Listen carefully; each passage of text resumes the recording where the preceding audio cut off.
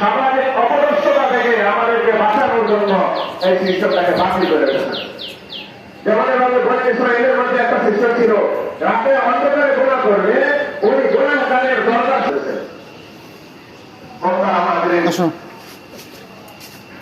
কোরবানি দেব, আল্লাহ তাআলা অশেষ মেহেরবানিতে আমাদের কোরবানির পশু আমাদের বাড়িতে উপস্থিত।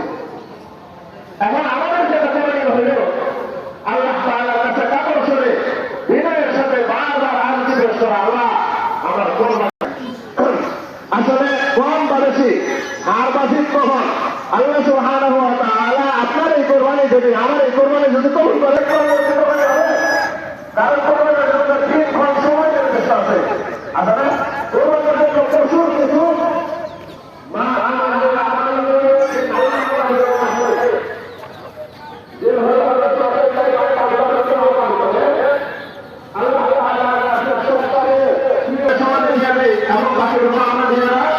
ব্যবহার করে, কিন্তু সে কোন ফসল এগুলো কিভাবে আসে।